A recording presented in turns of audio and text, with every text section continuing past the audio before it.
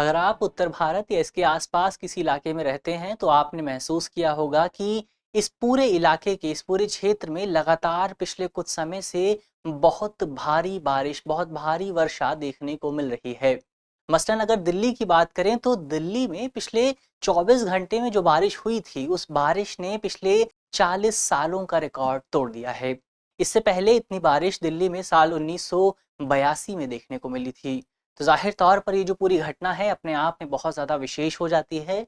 और आज इस वीडियो में हम यही जानने की कोशिश करेंगे कि आखिर उत्तर भारत के इन तमाम इलाकों में इतनी ज़्यादा बारिश क्यों हो रही है। मेरा नाम है अक्षय और आपका स्वागत है दृष्टि आईएएस की इस नई वीडियो में। चलिए वीडियो की शुरुआत करते हैं और सबसे पहले वीडियो की रूपरेखा को समझ लेते हैं। तो वीडियो में सबसे पहले हमने न्यूज़ यानी खबर की बात की। खबर को जानने के बाद हम वर्तमान समय में उत्तर भारत और भारत की क्या स्थिति है, उस सिचुएशन पर बात करेंगे। इसके अलावा ये भी जानने की कोशिश करेंगे कि आखिर उत्तर भारत में इतनी ज़्यादा बारिश क्यों हो रही है, यानी कि इन बारिश के कारण क्या हैं। इसके बाद ये भी जानेंगे कि क्या इस तरह की जो घटनाएं हैं वो पिछले कुछ समय में बढ़ी हैं या फिर कम हुई हैं। और साथ ही इन घटनाओं की वजह से जो एक बड़ी समस्या पैदा होती है, यानी कि वाटर लॉगिंग की समस्या, जल भराव की समस्या, उस समस्या के क्या कारण हैं। और इस कारण को समझने के लिए हम खास तौर पर दिल्ली शहर को एक एग्जाम्पल के तौर पर यूज़ करेंगे, एक केस स्टडी के तौर पर इस्तेमाल करेंगे। इसके अलावा अंत में एक सवाल पर भी बात करेंगे। सवाल जो होगा वो प्रीलिम्स का होगा और आप कमेंट बॉक्स में सवाल का जवाब दे सकते हैं। इसके अलावा ये जो पूरा विषय है मुख्य तौर पर सामान्य अध्ययन प्रश्न पत्र 1 और 2 से जुड़ा हुआ है और आप इसे भौतिक भूगोल और भारतीय समाज जैसे खंडों से जोड़कर देख सकते हैं। तो चलिए वीडियो की शुरुआत करते हैं और सबसे पहले भारत में मौजूदा स्थिति क्या है, उस करंट सिचुएशन को जानने की कोशिश करते हैं। तो ये मैप हमारे सामने है और इस मैप से पता चलता है कि पिछले 24 घंटे में दिल्ली समेत भारत के जो उत्तर भारत के जो तमाम इलाके हैं, उन इलाकों में सबसे ज़्यादा कितनी बारिश हुई है। तो जो उत्तर भारत का एक इलाका है वहाँ पर जो जिस इलाके में सबसे ज़्यादा बारिश हुई है वो है चंडीगढ़। चंडीगढ़ में हमें तकरीबन 302.2 मिलीमीटर बारिश देखने को मिली। इसके अलावा हिमाचल प्रदेश में बात करें तो यहाँ पर ऊना में तकरीबन 228.5 मिलीमीटर बारिश हुई। इसके अलावा नांगला डैम में भी तकरीबन 282.5 मिलीमीटर बारिश हुई। और दूसरे इलाकों को देखें तो दिल्ली में तकरीबन 153 मिलीमीटर बारिश हुई। और साथ ही कठुआ जम्मू कश्मीर की बात करें तो वहां पर 221.8 मिलीमीटर बारिश हुई। और इसी तरह के जो आंकड़े हैं वो हमें दूसरे तमाम शहरों में भी देखने को मिल रहे हैं। अब समग्र तौर पर बात करें, भारत में जो टोटल बारिश थी उसको देखें तो भारत के तमाम शहरों को मिलाकर देश में समग्र तौर पर 15.8 मिलीमीटर बारिश दर्ज की गई। और ये जो बारिश का आंकड़ा है ये भारत के एवरेज आंकड़े से, भारत में होने वाली एवरेज वर्षा से तकरीबन 81% ज़्यादा है। तो अपने आप में ये जो आंकड़ा है 81% का, ये बहुत ज़्यादा हो जाता है। और जाहिर तौर पर ये जो पूरी स्थिति है ये इन तमाम क्षेत्रों का जो इंफ्रास्ट्रक्चर है उस इंफ्रास्ट्रक्चर को प्रभावित करने के लिए बहुत ज़्यादा बड़ी हो जाती है। इसके अलावा मौसम वैज्ञानिकों का ये भी कहना है कि ये स्थिति हमें आगे आने वाले समय में भी देखने को मिल सकती है। यानी कि भविष्य का अनुमान ये है कि जो तमाम दूसरे राज्य हैं, राजस्थान, हरियाणा, उत्तराखंड, उत्तर प्रदेश, लद्दाख, इन तमाम क्षेत्रों में भी आगे आने वाले समय में हमें इसी तरह की बारिश देखने को मिल सकती है। तो जाहिर तौर पर सिचुएशन बहुत ज़्यादा ख़राब हो रखी है और ख़राब होने भी वाली है। लेकिन अब आप यहाँ पर ये सवाल पूछ सकते हैं कि आखिर ये सिचुएशन आई कैसे? क्योंकि सबसे दिलचस्प बात ये है कि इससे पिछला वाला जो महीना था, यानी कि जून का जो महीना था, जून 2023 जो था, उसमें जो कुल वर्षा हुई थी वो एवरेज जो रेनफॉल था उससे बहुत ज़्यादा कम रही थी। तो सवाल ये उठता है कि जून के महीने के बाद जुलाई में आखिर ऐसा क्या हो गया कि इतनी ज़्यादा बारिश देखने को मिल रही है। तो जुलाई महीने में जो इतनी ज़्यादा बारिश हो रही है, इस बारिश के लिए मुख्य तौर पर हम पश्चिमी विक्षोभ यानी कि वेस्टर्न डिस्टरबेंस को जिम्मेदार मान सकते हैं। मौसम वैज्ञानिकों का कहना है कि वर्तमान समय में हमें भारत में पश्चिमी विक्षोभ और मॉनसून के बीच इंटरेक्शन देखने को मिल रहा है। और यही इंटरेक्शन वो वजह है जिसके कारण उत्तर भारत में इतनी ज़्यादा बारिश हो रही है। अब आप पूछेंगे कि वेस्टर्न डिस्टरबेंस क्या होता है, उस फिनोमेना पर भी बात कर लेते हैं, उस घटना पर भी बात कर लेते हैं। तो वेस्टर्न डिस्टर्बेंस की बात करें तो ये जो फिनोमेना है ये मुख्य तौर पर मेडिटेरेनियन सी यानी कि भूमध्य सागर के पास जन्म लेता है। इस पूरी घटना के तहत मुख्य तौर पर मेडिटेरेनियन सी के पास एक लो प्रेशर वाला एरिया क्रिएट होता है। और ये जो लो प्रेशर वाला एरिया है, यहाँ पर जो हवा मौजूद है, ये हवा वेस्टर्न जेट स्ट्रीम के माध्यम से, यानी कि ऐसी हवाओं के माध्यम से जो कि वेस्ट से होती हुई आ रही हैं और ईस्ट की तरफ जा रही हैं, इन हवाओं के माध्यम से यहाँ की जो हवा है, ये हवा भारत की तरफ चलकर आती है। और इसकी वजह से उत्तर भारत में जब ये यहाँ पर हिमालयन रीजन के पास पहुँचती है, तो इसकी वजह से हमें यहाँ पर बहुत ज़्यादा बारिश देखने को मिलती है। वेस्टर्न डिस्टर्बेंस की वजह से जब ये पूरा फिनोमिना उत्तर भारत में पहुँचता है, तो हमें हिमालयी रीजन में बहुत बड़े लेवल पर स्नोफॉल देखने को मिलता है। और इसके जो नीचे वाला एरिया है, उत्तर भारत का जो प्लेन एरिया है, वहाँ पर हमें बहुत ज़्यादा बारिश देखने को मिलती है। और यही फिनोमिना, कुछ हद तक यही फिनोमिना हमें वर्तमान समय में देखने को मिल रहा है। और इस फिनोमिना के साथ जब मानसून जुड़ जाता है, तो अपने आप में स्थिति और ज़्यादा गंभीर हो जाती है। और इसी वजह से हमें उत्तर भारत में, दिल्ली में, उत्तर प्रदेश में या फिर और जो तमाम राज्य हैं, वहाँ पर इतनी ज़्यादा बारिश देखने को मिल रही है। लेकिन यहाँ पर एक सवाल ये उठता है कि क्या ये जो घटनाएं हो रही हैं, ये घटनाएं कोई नई बात है या फिर इससे पहले भी इस तरह का कोई ट्रेंड देखने को मिला है?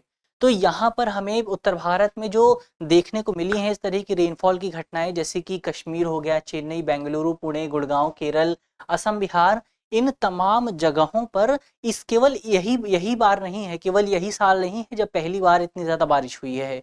इन तमाम शहरों में हमें पहले भी बहुत सारी घटनाएं देखने को मिल चुकी हैं। लगातार पिछले कई सालों से, लगातार साल 2013 के बाद से जब हमें उत्तराखंड में वो एक विशेष घटना देखने को मिली थी, उस घटना के बाद से हमें लगातार इन शहरों में एक्सट्रीम रेनफॉल इवेंट्स देखने को मिल रहे हैं। तो जाहिर तौर पर स्थिति बहुत ज़्यादा गंभीर है और इन एक्सट्रीम रेनफॉल इवेंट्स की वजह से इन तमाम क्षेत्रों को व्यापक स्तर पर जानमाल का नुकसान भी झेलना पड़ रहा है। अब ये जो भारी बारिश का एक ट्रेंड है, बहुत एक्सट्रीम रेनफॉल का जो ट्रेंड है, ये ट्रेंड कोई नई बात नहीं है, कोई विशेष बात नहीं है, बल्कि ये जो ट्रेंड है, इस ट्रेंड की चेतावनी जो मौसम वैज्ञानिक हैं, जो तमाम साइंटिस्ट हैं, वो लगातार पिछले कुछ समय से इस तरह की चेतावनी दे रहे हैं। लगातार मौसम वैज्ञानिक इस बात पर जोर दे रहे हैं कि हम तापमान में बढ़ोतरी कर रहे हैं, जो ग्लोबल वार्मिंग में बढ़ोतरी हो रही है, उस बढ़ोतरी के हमें इसी तरह के एक्सट्रीम इवेंट्स देखने को मिल सकते हैं उस बढ़ोतरी की वजह से। लेकिन इसके बावजूद भी हम अपनी गतिविधियों में, हम अपने कामों में, अपनी प्रतिबद्धताओं में कोई ख़ास सुधार नहीं कर रहे हैं। अगर आप बड़े शहरों में रहते हैं, बेंगलुरु में रहते हैं, दिल्ली में रहते हैं, मुंबई में रहते हैं, तो आपने महसूस किया होगा कि जब आपके शहर में हर साल मानसून आता है, तो वहाँ पर वाटर लॉगिंग हो जाती है। लगातार जो शहर है, शहर की जो सड़कें हैं, वो पानी से ढक जाती हैं, वो झील बन जाती हैं। लगातार इस तरह की घटनाएँ देखने को मिलती हैं कि सड़क के बीच में ही कई वाहन फँस जाते हैं। तो इस तरह की जो घटनाएँ हैं, असामान्य बारिश की जो घटनाएँ हैं, वो घटनाएँ पिछले कुछ समय से लगातार बहुत ज़्यादा इंटेंस होती जा रही हैं। इसके अलावा हमें बहुत सारे साल ऐसे भी रहे जब हमें कई अन्य राज्यों में भी इस तरह की घटनाएँ देखने को मिली। जैसे साल 2014 में श्रीनगर में घटना देखने को मिली थी, जहाँ पर बहुत ज़्यादा बारिश हुई थी और बारिश की वजह से कई लोगों की जान चली गई थी। इसके अलावा 2018 में इसी तरह की घटना केरल में भी देखने को मिली थी। और आपको याद होगा कि साल 2013 में यही तरह की घटना, या फिर ये कहें सबसे एक्सट्रीम घटना, हमें उत्तराखंड में देखने को मिली थी। तो ज़ाहिर तौर पर इन तमाम ट्रेंड्स के आधार पर हम ये कह सकते हैं कि भारत में लगातार पिछले कुछ समय से जो एक्सट्रीम रेनफॉल इवेंट्स हैं वो बढ़ रहे हैं। और इन इवेंट्स की वजह से जो जानमाल का नुकसान होता है, वो नुकसान भी लगातार बढ़ता जा रहा है। तो ये तो बात हुई कि किस तरह से इवेंट्स में बढ़ोतरी हो रही है। अब आगे बढ़ते हैं और ये जानने की कोशिश करते हैं कि इस तरह की घटनाओं की वजह से जो वाटर लॉगिंग होती है, उसके क्या कारण हो सकते हैं? क्या उससे हम नहीं निपट सकते हैं? क्योंकि वो तो निपटना हमारे लिए आसान है। हम वर्षा को तो कंट्रोल नहीं कर सकते, हम बारिश को कंट्रोल नहीं कर सकते, लेकिन जो चीज़ हमारे हाथ में है, हम उसको भी कंट्रोल क्यों नहीं कर पा रहे? उसको जानने की कोशिश करते हैं। तो इसके लिए हम राजधानी दिल्ली का उदाहरण लेंगे कि दिल्ली में इस तरह की घटनाएँ क्यों होती हैं। तो राजधानी दिल्ली में इस तरह की घटनाओं के मुख्यतः 2 कारण हो सकते हैं। सबसे पहला कारण है अतिक्रमण, यानी कि एनक्रोचमेंट। और दूसरा कारण है खराब नियोजन यानी कि बैड प्लानिंग। अभी दिल्ली, राजधानी दिल्ली में ये जो एनक्रोचमेंट की समस्या है, इस समस्या की शुरुआत जो है वो हमारी आज़ादी के साथ ही होती है। जब देश आज़ाद हो रहा था तो बहुत सारे दंगे भी हो रहे थे और इन्हीं दंगों से बचकर, इन्हीं दंगों से परेशान कई लोग राजधानी दिल्ली की तरफ प्रवास करते हैं, माइग्रेशन करते हैं और अंततः दिल्ली पहुंचते हैं। लेकिन दिल्ली में तो इतनी जगह थी नहीं, तो जाहिर तौर पर जब वो लोग दिल्ली पहुंचे तो उन्होंने दिल्ली के आसपास का जो इलाका है उसको एनक्रोच करना शुरू कर दिया। यहाँ पर इस कहानी को विराम देते हैं। लेकिन अब यहाँ पर दिल्ली में जो तूफान जल निकास प्रणाली है, वो प्रणाली जो है वो सैकड़ों सालों में विकसित हुई थी। सैकड़ों सालों में बहुत बार बारिश हुई और इस बारिश ने प्राकृतिक तौर पर अपने बहाव का रास्ता निकाला और ये बहाव नदियों तक पहुंच गया। लेकिन जब आज़ादी के समय बहुत सारे लोग दिल्ली में आने लगे तो उन तमाम लोगों ने खराब नियोजन की वजह से यहाँ पर बहुत ज़्यादा अतिक्रमण देखने को मिलता है। यानी कि वो जो वाटर सिस्टम बना हुआ था पहले का, वो सिस्टम लोगों द्वारा एनक्रोच कर लिया जाता है, उस सिस्टम पर अतिक्रमण कर लिया जाता है, उस सिस्टम को रोक दिया जाता है, उसको बाधित कर दिया जाता है। तो ऐसे में दिल्ली में जो जल निकास का रास्ता था वो रास्ता पूरी तरह से बंद हो जाता है। इसके अलावा एक समस्या तब भी पैदा होती है जब दिल्ली में ये जो सीवर नेटवर्क है, इस नेटवर्क को जल निकास प्रणाली से जोड़ दिया जाता है। वर्षा की जो जल निकास प्रणाली थी उस प्रणाली से जोड़ दिया जाता है। तो ऐसे में अब दिल्ली में ये जो जल निकालने के लिए सिस्टम पहले से मौजूद था, इस सिस्टम में अब सीवर का पानी बह रहा था। तो ऐसे में जब बहुत तेज बारिश होती है, बहुत ज़्यादा बारिश होती है, तो इसकी वजह से ये जो पूरा नेटवर्क है, ये इस नेटवर्क की जो क्षमता है वो क्षमता बहुत ज़्यादा प्रभावित होने लगती है और एक समय पर आकर ये नेटवर्क काम करना बंद कर देता है। और इसी वजह से हमें दिल्ली की सड़कों पर इतनी ज़्यादा बारिश देखने को मिलती रहती है। तो ज़ाहिर तौर पर ये जो पूरी सिचुएशन है बहुत ज़्यादा गंभीर है। इसके अलावा इसका एक कारण सड़कों का कॉन्क्रीटीकरण भी है, यानी कि कॉन्क्रीटाइजेशन भी है। इसका क्या मतलब हुआ? तो इसका मतलब ये हुआ कि हमने खराब प्लानिंग की वजह से दिल्ली में जो है पक्की सड़कों का, बहुत ज़्यादा पक्की सड़कों का निर्माण कर दिया और जो ज़मीन के अंदर पानी जा सकता था, जो ज़मीन के अंदर पानी पहुंच सकता था, उस रास्ते को हमने पूरी तरह से ब्लॉक कर दिया। तो ऐसे में अब पानी ज़मीन के भीतर नहीं जा रहा और सीवेज का जो नेटवर्क है वो पहले से ही खराब पड़ा हुआ है। तो ऐसे में ज़ाहिर तौर पर जो पूरी सिचुएशन है दिल्ली में लोगों के खिलाफ जाती है। सड़कों पर पानी इकट्ठा होता है जिसकी वजह से दिल्ली जैसे शहरों के जो लोग हैं, उन लोगों की लाइफलाइन भी प्रभावित होती है, उन लोगों का जीवन भी प्रभावित होता है। वहीं दूसरी तरफ दिल्ली और इस तरह के जो तमाम शहर हैं, मुंबई हो गया, बेंगलुरु हो गया, इन शहरों को देश के विकास के लिए बहुत ज़्यादा इम्पोर्टेंट माना जाता है, लाइफलाइन माना जाता है। तो ऐसे में जब बारिश की वजह से, वाटर लॉगिंग की वजह से ये शहर रुक जाते हैं, तो ऐसे में हम कह सकते हैं कि बारिश की वजह से हमारे देश का विकास भी रुक जाता है। तो ये तो इस पूरे विषय की बात हुई। अब अंत में एक सवाल की भी बात कर लेते हैं। सवाल जो है वो प्रीलिम्स का है और आप कमेंट बॉक्स में सवाल का जवाब दे सकते हैं।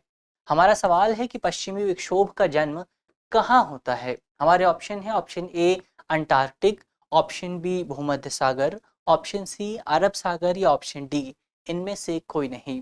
तो आप कमेंट बॉक्स में सवाल का जवाब देना बिल्कुल भी ना भूलें। मुझे उम्मीद है कि इस वीडियो में जिन बिंदुओं पर बात की गई है वो आपको समझ में आएंगे। इसके अलावा यदि आपके प्रश्न पत्र में इससे जुड़ा कोई भी सवाल आता है तो आप उसे आसानी से हल कर सकेंगे। यदि आप इस वीडियो की पीडीएफ चाहते हैं तो इसकी पीडीएफ आपको हमारे टेलीग्राम ग्रुप पर मिल जाएगी और टेलीग्राम ग्रुप का जो लिंक है वो आप जानते हैं वीडियो के डिस्क्रिप्शन में होगा। तो ग्रुप से जुड़ना बिल्कुल भी ना भूलें। मिलते हैं आपसे अगली वीडियो में, तब तक के लिए धन्यवाद।